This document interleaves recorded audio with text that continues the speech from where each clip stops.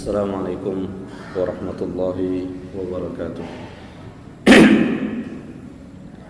Innal hamdalillah nahmaduhu wa nasta'inuhu wa nastaghfiruh wa na'udzu billahi min shururi anfusina wa min sayyiati a'malina. Man yahdihillahu fala mudilla lahu wa man yudlilhu fala hadiya lahu. Asyhadu an la ilaha illallah wahdahu la syarika lahu wa asyhadu anna Muhammadan abduhu wa rasuluh. Allahumma salli ala Muhammad wa ala alihi wa sahabatihi wa man sara ala nahjihi wa ihtada bihadihi wa istanna bi sunnatihi ila yaumil qiyamah.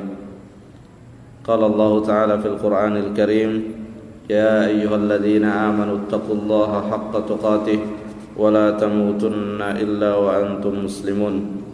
Amma ba'd, فإن أصدق الحديث كتاب الله وخير الهدي هدي محمد صلى الله عليه وسلم وشر الأمور محدثاتها فإن كل محدثة في الدين بدعة وكل بدعة ضلالة وكل ضلالة في النار.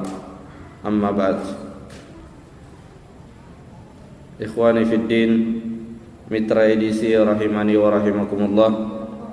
Alhamdulillah, pada kesempatan ini kita kembali melanjutkan pelajaran kita dalam kitab Bulughul Maram yang ditulis oleh Al-Hafidh Ibnu Hajar Al-Asqalani Asy-Syafi'i rahimahullah. Kita masih dalam pembahasan hadis-hadis Nabi sallallahu alaihi wasallam yang terdapat di dalam Kitabul Aiman, di mana di dalam Kitabul Aiman Ibnu Hajar Al-Asqalani rahimahullah menuliskan hadis-hadis yang menjelaskan tentang hukum-hukum yang terkait dengan sumpah. Sebelum kita melanjutkan pada hadis yang berikutnya, saya kembali ingin mengingatkan terkait dengan jenis-jenis sumpah yang biasa diucapkan oleh manusia. Yang pertama, ma yajri ala lisanil mutakallim biduni qasdin. Lafaz sumpah yang sering terucap dari lisan-lisan kita, namun ia terucap tanpa memaksudkan sumpah. Dan ini sering kita dengar terutama dari orang-orang Arab Timur Tengah, biasanya dengan mudah mengatakan wallah, la wallah, bala wallah. Dia mengucapkannya, lafadznya adalah lafadz sumpah, akan tetapi ia tidak memaksudkan dari pengucapan lafadz tersebut untuk bersumpah. Maka yang seperti ini dikategorikan sebagai laghul yamin, di mana di dalamnya tidak ada kafarat dan juga tidak ada hukuman dan dosa. Kemudian yang kedua, idza halafa ala amrin madin yadhunnu sidqa nafsi. Jika seseorang bersumpah dengan suatu yang telah terjadi, dan ketika ia bersumpah, ia menduga dengan kuat bahwa apa yang dia katakan benar adanya. Fabana bi khilafihi, akan tetapi faktanya berbeda dengan apa yang ia duga. Maka orang yang seperti ini keadaannya tidak dikatakan bahwa ia telah melakukan sumpah palsu, karena ketika ia bersumpah, ia menyangka bahwa dirinya benar di dalam sumpahnya. Dan para ulama mengkategorikan sumpah yang seperti ini dengan laghul yamin, sama dengan yang pertama, di mana di dalamnya tidak ada kafarah dan juga tidak ada uqubah atau hukuman. Kemudian yang ketiga, idza halafa ala amrin madin kadziban aliman. Jika seseorang bersumpah terkait dengan sesuatu yang telah terjadi dengan maksud berdusta dan ia sadar bahwa ia sedang berdusta, maka inilah yang disebut dengan fahadhihi hiyal yaminul ghamus. Inilah yang diistilahkan dengan al-yamin al-ghamus.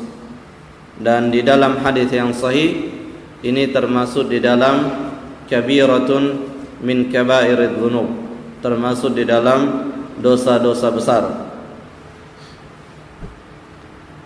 Dan ini pun tidak ada kafarahnya. Yaminul ghamus ini juga tidak ada kafarahnya. Namun ia termasuk di dalam dosa-dosa besar yang kewajiban orang yang melakukan hal yang demikian, orang yang mengucapkan sumpah palsu, bertobat kepada Allah Subhanahu wa taala dengan taubatan nasuha. Kemudian pada bagian yang keempat, idza halafa ala amrin mustaqbalin qasidan lil yamin. Jika seseorang bersumpah untuk sesuatu yang belum terjadi, dan ketika ia mengucapkan lafaz sumpah tersebut ia memang meniatkan untuk bersumpah, fahadhihi hiyal yaminu allati fiha al-kaffarah, maka sumpah seperti inilah yang di dalamnya ada kafarah, bisyurutiha al-atiyah, jika terpenuhi syarat-syaratnya yang berikut. Jadi ketika seseorang bersumpah, dan ini biasa dilakukan ketika kita ingin meyakinkan orang yang ada di depan kita, orang yang kita ajak berbicara untuk sesuatu perkara yang belum terjadi, kita ingin meyakinkan bahwa hal ini benar-benar akan terjadi, maka kita bersumpah. Jika ternyata Allah mentakdirkan apa yang terjadi berbeda dengan apa yang kita sumpahkan, maka disinilah ada yang namanya kafarah jika terpenuhi syarat-syaratnya. Syarat yang pertama, an yakuna al-halifu mukallafan. Orang yang mengucapkan sumpah tersebut adalah seorang mukallaf. Kriteria seseorang dikatakan mukallaf yaitu baligh wa aqil. Dia sudah baligh dan berakal, artinya tidak gila. Yang kedua, kaunuhu mukhtaran lil halif. Dia tidak terpaksa di dalam mengucapkan sumpahnya. Dia mengucapkan sumpah atas inisiatif dia tanpa ada pihak yang memaksanya. Kemudian syarat yang ketiga, kaunuhu qasidan lil yamin. Dia memaksudkan dalam lafaz sumpah yang diucapkannya memang meniatkan untuk bersumpah. Karena di bagian pertama tadi di sana disebutkan ada saja di antara manusia yang terkadang terucap lafaz sumpah dari lisannya, namun ia tidak memaksudkan lafaz tersebut untuk bersumpah. Dan ini disebutkan oleh Allah Subhanahu wa taala di dalam Al-Qur'an dan mengistilahkannya dengan laghul yamin. Kemudian syarat yang berikutnya, an yakuna ala amrin mustaqbal. Dia bersumpah dengan sesuatu yang belum terjadi. Adapun jika telah terjadi dan ia tahu bahwa sumpahnya bertentangan dengan kejadian, maka ini yang dikategorikan dengan al-yamin al-ghamus. Kemudian syarat yang terakhir, an yahnatha fi yaminihi. Syarat di mana seseorang diwajibkan membayar kafarat. Syarat yang terakhir, an yahnatha fi yaminihi, dia melanggar sumpahnya bi fi'li ma halaf ala tarkihi. Jika misalnya ia melakukan padahal dia telah bersumpah tidak akan melakukannya, atau sebaliknya ia melakukan sesuatu yang sebelumnya ia telah bersumpah tidak akan melakukannya. Ini beberapa pembagian atau macam-macam daripada sumpah yang sering kita ucapkan. Kemudian pada hadis yang sebelumnya yang kita bacakan, yaitu hadis dari sahabat Abdullah bin Umar radhiyallahu anhuma, anna Rasulullah sallallahu alaihi wasallam qala man halafa ala yaminin faqala insya Allah fala hintha alaihi. Rawahu Ahmad wal arba'ah wa sahhahahu Ibnu Hibban. An Ibni Umar radhiyallahu anhuma, dari Abdullah bin Umar, semoga Allah meridai keduanya, anna Rasulullah sallallahu alaihi wasallam qala, bahwasanya Rasulullah sallallahu alaihi wasallam bersabda, man halafa ala yamin, siapa yang bersumpah, baik itu sumpahnya melakukan sesuatu atau meninggalkan sesuatu, kemudian di belakang sumpahnya ia mengatakan faqala insyaallah, dia menutup sumpahnya dengan kata-kata insyaallah. Misalnya dia katakan wallahi saya akan menziarahi saudaraku hari ini insyaallah, maka dengan kata-kata insyaallah ini fala hintha alaihi, maka tidak ada baginya pelanggaran sumpah. Jadi ketika dia mengatakan wallahi hari ini saya akan menziarahi saudaraku insyaallah, ketika ternyata hari itu ia tidak menziarahi saudaranya, maka disebabkan ada kata-kata insyaallah, dia tidak dianggap telah melanggar sumpah.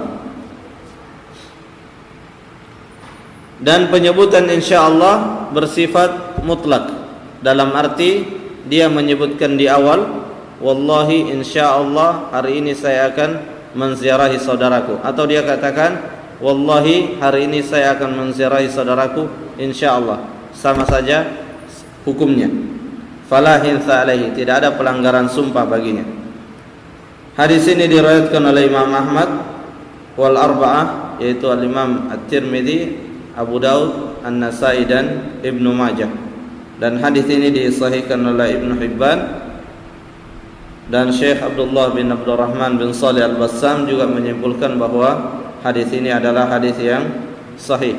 Meskipun sebagian di antara ulama ada yang mentarjih dan menguatkan bahwa hadis ini adalah hadis yang mauquf.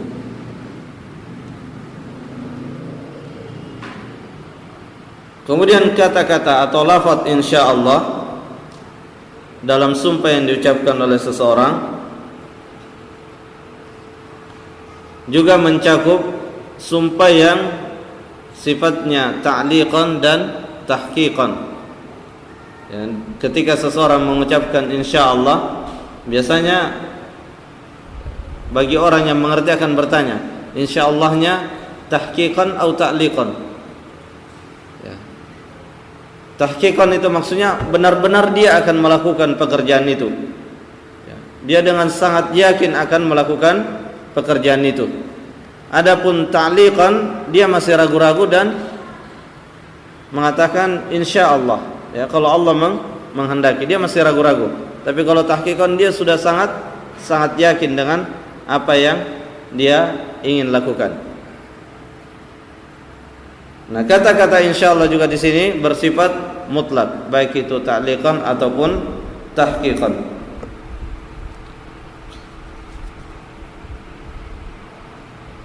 Dan hadis ini oleh para ulama sering diberi judul dengan hukmul istitsna fil yamin. Dan kata-kata insyaallah di mana menghindarkan seseorang dari melanggar sumpah, ini merupakan kesepakatan para ulama sebagaimana yang dinukil oleh Al-Imam Al-Khattabi, Ibnu Abdul Bar, Ibnu Rushd dan yang lainnya. Ya, jadi ada di antara ulama yang menukilkan adanya ijma' dan kesepakatan ulama bahwa kata-kata insyaallah ini menghindarkan seseorang dari melanggar sumpah. Namun kita juga perlu memperhatikan bahwa insyaallah akan menjadikan seseorang terhindar dari pelanggaran sumpah jika terpenuhi syarat-syaratnya yang juga disebutkan oleh para ulama, tentu hasil daripada kesimpulan mereka dari hadis-hadis dan dalil-dalil yang ada. Pertama, syarat yang pertama, an yaqsuda ta'liqul mahlufi alaihi ala masyiatillahi ta'ala wa iradatihi wa lam yaqsud mujarrad at-tabarruk aw sabqa lisanihi bila qasdin. An yaqsuda, dia memaksudkan, atau orang yang bersumpah dengan mengucapkan insyaallah, dia memaksudkan daripada pengucapan insyallahnya ta'liq al-mahluf, mengaitkan apa yang ia sumpahkan dengan kehendak Allah Subhanahu wa taala. Walam yaqsud mujarrad at-tabarruk, dan dia tidak memaksudkan pengucapan insyallahnya hanya sebatas untuk mendapatkan keberkahan. Aw sabqa lisanihi bila qasdin, atau dia mengucapkan insyaallah secara otomatis dari lisannya tanpa ia meniatkan untuk mengucapkan itu. Karena terkadang seseorang jika telah terbiasa mengucapkan suatu lafaz, itu terkadang lafaz itu terucapkan tanpa ia maksudkan, ya. Seperti di dalam lagul yamin tadi, ya, dia mengatakan la wallah bala wallah, lafaz sumpah, tapi dia tidak memaksudkan untuk bersumpah. Nah, kalau diperhatikan syarat yang pertama ini, di sana ada walam yaqsud mujarrad at-tabarruk, maka ini mengeluarkan pengucapan insyaallah yang dimaksudkan tahqiq, yang dimaksudkan untuk memastikan bahwa ia benar-benar akan melakukan hal tersebut, ya. Dan di sini ada khilaf di kalangan para ulama, ya, terkait dengan lafaz insyaallah yang bisa menghindarkan seseorang dari pelanggaran sumpah. Apakah hanya insyaallah yang bermakna ta'liq, mengaitkan dengan masyiah Allah Subhanahu wa taala, atau juga masuk di dalamnya insyaallah yang bersifat tahqiq, di mana seseorang mengucapkan insyaallah ingin memastikan kepada lawan bicaranya bahwa dia benar-benar akan melakukan perbuatan tersebut. Kalau yang ta'liq tadi, dia mengucapkan insyaallah untuk memberitahukan kepada lawan bicaranya bahwa belum tentu dia, ya, belum bisa dia pastikan apakah dia akan melakukannya, ya, tergantung masyiatillahi subhanahu wa ta'ala, ya. Namun kalau merujuk kepada syarat ini, maka insyaallah untuk tahqiq itu tidak bisa mencegah seseorang dari pelanggaran sumpah. Kemudian syarat yang kedua, an yattasila al-istithna'u biyaminihi lafdhan aw hukman. An yattasil al-istithna, bersambung, ya, bersambung lafaz insyaallah dengan sumpahnya, baik itu bersambungnya secara lafaz, secara hakikat, maksudnya dia mengucapkan sumpah dan tidak ada yang memisahkan antara sumpahnya dengan lafaz insyaallah. Begitu selesai sumpahnya, dia ucapkan langsung insyaallah. Ini namanya bersambung secara lafaz, atau biasa juga diistilahkan oleh para fuqaha bersambung secara hakikat, atau bersambung secara hukum, ya. Dia hakikatnya terpisah, tapi secara hukum dia akan dianggap tersambung. Seperti apa contohnya? Ketika seseorang bersumpah, kemudian setelah bersumpah dia batuk misalnya, atau dia menguap misalnya, baru setelah batuk baru dia katakan insyaallah. Ini ada yang memisah, tapi secara hukum dianggap masih bersambung. Bi an la yaqta'ahu illa nahwu su'alin. Ya, di sini Syekh Bassam mencontohkan sumpah yang dianggap bersambung secara hukum, yaitu sumpah yang dipisahkan oleh su'al, batuk, utas, ya, bersin, tatha'ub, menguap, ya, dan yang lainnya. Ini masih terhitung bersambung sumpahnya. Ini juga pendapat sebagian ulama. Ya, di antara ulama ada yang berpendapat bahwa tidak mesti tersambung. Yang penting tidak terlalu jauh antara lafaz sumpahnya dengan kata-kata insya'Allahnya. Di antara yang berpendapat demikian, yang tidak mensyaratkan syarat yang kedua ini adalah Syekhul Islam Ibnu Taimiyah. Dan ia berdalil dengan hadis Nabi sallallahu alaihi wasallam, ya, di mana beliau pernah bersabda, "Wallahi la aghzuwanna Quraisyan thumma sakat." Demi Allah, wallahi saya akan memerangi orang-orang Quraisy. Kemudian beliau diam. Diamnya bukan karena batuk, bukan karena ada sebab yang mengharuskan dia diam, tapi dia diam saja. Thumma sakat, thumma qala insyaallah. Kemudian setelah itu beliau mengatakan insyaallah. Nah, ini dalil yang disebutkan oleh Syekhul Islam Ibnu Taimiyah yang menjadikan alasan bagi beliau tidak mensyaratkan syarat yang kedua. Kemudian yang ketiga, ats-tsalits an yastathniya lafdhan wa nutqan. Dia mengucapkan insyaallah ini, ya, kata-kata insyaallah yang bisa menghindarkan seseorang dari pelanggaran sumpah itu terucapkan dan terlafadzkan. Tidak cukup hanya meniatkan di dalam hati. Wallahi saya akan pergi mengikuti majelis taklim setiap minggu misalnya. Kemudian di dalam hatinya dia katakan insyaallah. Maka kata apa yang ada di dalam hatinya, insyaallah yang ada di dalam hatinya itu tidak bisa menghindarkan dia dari pelanggaran sumpah. Jadi harus diucapkan.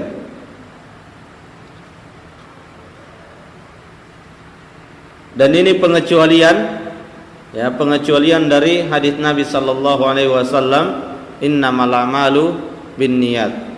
Sesungguhnya setiap amalan itu ditentukan oleh niatnya. Dalam situasi seperti ini, niat tidak berlaku jika tidak terucapkan. Imam Ahmad rahimahullah menyebutkan pengecualian di mana seseorang bisa cukup meniatkan saja insya'Allahnya, tidak perlu melafadzkan, yaitu orang yang sedang dalam kondisi terzalimi. Ya, dia sedang terzalimi, ya, dan dia dipaksa mengucapkan sumpah yang sumpahnya tersebut bertentangan, ya. Ia tidak yakin bahwa apa yang dia sumpahkan itu akan terjadi sebagaimana yang ia sumpahkan. Kemudian di dalam hatinya dia mengucapkan insyaallah. Maka yang seperti ini Imam Ahmad berkata, rajautu an yajuza idza khafa ala nafsi. Aku berharap boleh bagi orang, ya, boleh seseorang meniatkan insyaallah jika ia takut pada keadaan dirinya. Maksudnya dia dalam posisi terzalimi. Dan pendapat ini juga dikuatkan oleh Ibnu Qudamah dan beberapa ulama yang lain.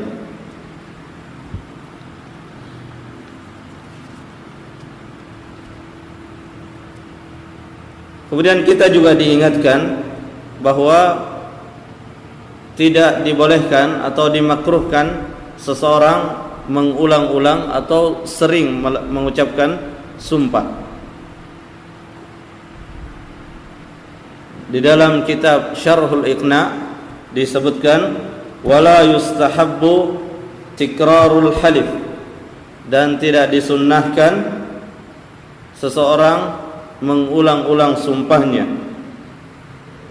Fa in afrata kurih, kalau ia berlebih-lebihan, sedikit-sedikit bersumpah, maka itu dimakruhkan.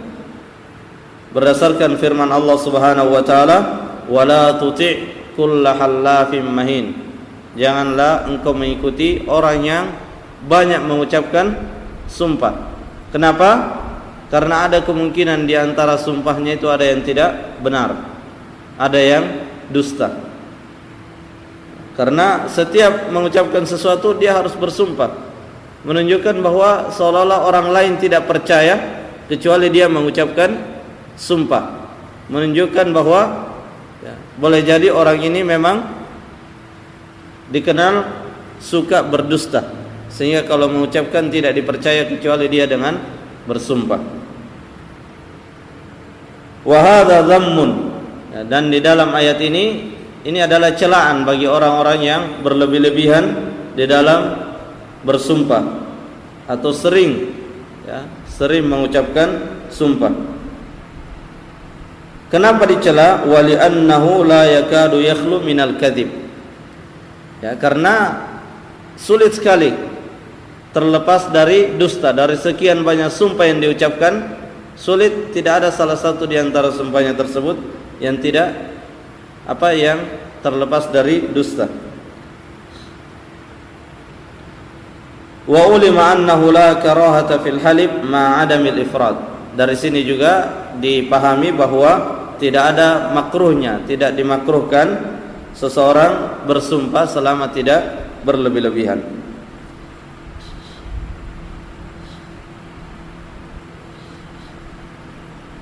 Dan disebutkan juga di dalam kitab yang sama, wa in du'iya ilal halif indal hakim, jika seseorang dipanggil untuk bersumpah di depan hakim, ya, misalnya mau dijadikan sebagai saksi atau terlibat dalam suatu perkara, wa huwa muhiqqun, dan dia benar, ya, dia berada pada pihak yang benar, ustuhibba lahu iktida yaminihi, maka disunnahkan baginya ustuhibba lahu iftida yaminihi fa in halafa fala bas, ya, disunnahkan baginya untuk mengganti sumpahnya, ya, artinya dia tidak bersumpah, namun kalau dia bersumpah maka tidak ada apa-apa, tidak masalah. Li'annahu halafa shadiqan ala haqqin, karena dia bersumpah dengan jujur dan benar.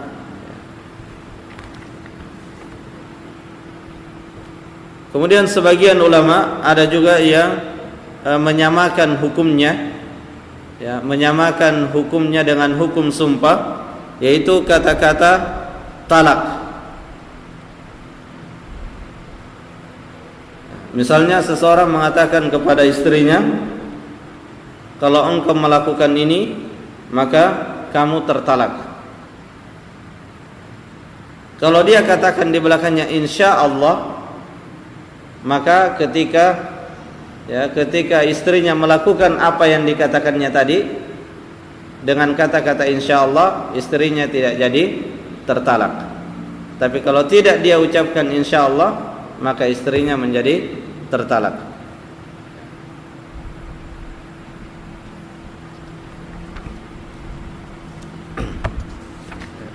Akan tetapi